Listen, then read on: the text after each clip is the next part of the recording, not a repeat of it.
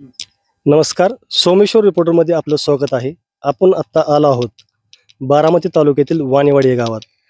तसं पाहिलं तर हा निरा खोऱ्यातली ऊसाचा पट्टा म्हणून ओळखला जातो. सोमेश्वर कारखाना या ठिकाणावरून जवळ आहे.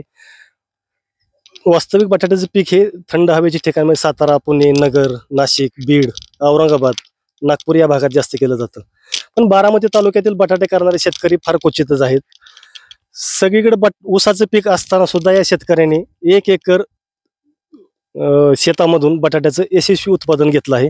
आपण पाहू शकता या ठिकाणी आता बटाट्याची काढणी चालू आहे. या प्रकारे ट्रॅक्टरने बटाटा काढला जातो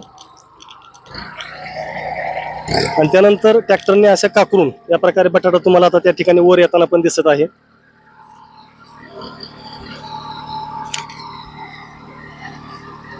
आपल्या समवेत आहेत आता बटाटा उत्पादन घेणारे वाणेवाडीचे राजेंद्र जगताप. आपण त्यांच्याशी बोलूया की या पिकाकडे कसं काय वळला, म्हणजे सगळी शेतकरी आसपासची ऊस करत असताना आपण बटाटा कसा काय घेतला, तर बाबा प्रेरणा कोणाची घेतली, रोप कुठून आणलं, किती महिन्याचं पीक आहे, ही सर्व माहिती त्यांच्याकडून आपण जाणून घेऊया. नमस्कार. म्हणजे आता आपला पट्टा ऊस पट्टा म्हणून ओळखला जातो, पण तुम्ही बटाट्याकडे वळला, 1 एकर बटाट्याचं यशस्वी उत्पादन घेऊन दाखवलं आहे. काय सांगचाल, कोण प्रेरणा घेतली किंवा कोणा मित्राचं बघितलं? आमच्या पुतण्यानेच आम्हाला सल्ला दिला 1 वर्ष. त्या पुतण्याने हे केल्यामुळे आम्ही करायला लागलो बटाटा परत. मग आता किती केलाय बटाटा? आता 1 एकर केलाय बटाटा. 1 एकरात आज काढणी चालू आहे. अंदाजे किती उत्पादन निघू शकते यातून? त्याच्यात 1300 क्विंटल तरी, म्हणजे टन. 13 टन.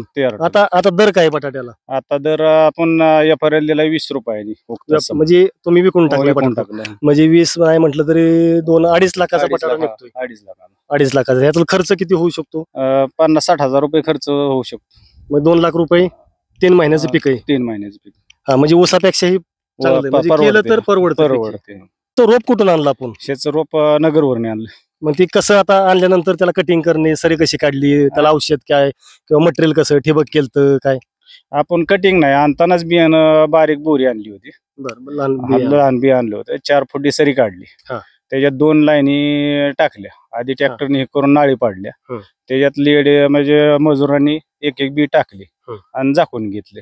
त्याच्यानंतर ते आपण ड्रिप वॉटेज केले, म्हणजे ठिबक सिंचन केलं. ठिबक सिंचन. त्याला मटेरियल वगैरे कसं असतं काय? मटेरियल ड्रिप वॉटेज सोडलं. आधी 10-20 लागवडीच्या आधी टाकलं होतं.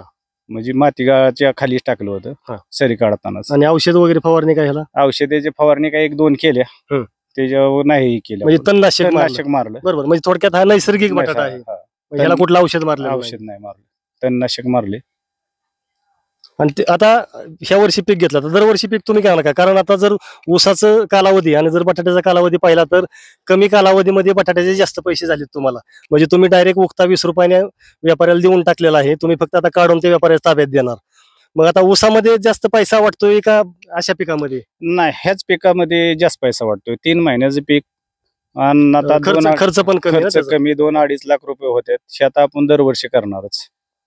नमस्कार. हे होते वाणेवाडी गावचे राजेंद्र जगताप. ऊस पीक आता ते पण नको म्हणायला लागले, कारण 3 महिन्यामध्ये त्यांनी 1 एकरातून तब्बल 13 टन म्हणजे 2.5 लाख रुपयाचा बटाटाचं उत्पादन घेतलेलं आहे. त्यातील 50,000 रुपये खर्च सोडला तर 2 लाख रुपये नेट प्रॉफिट त्यांना राहिलेला आहे. सोमेश्वर रिपोर्टरसाठी मी महेश जगताप, बारामती.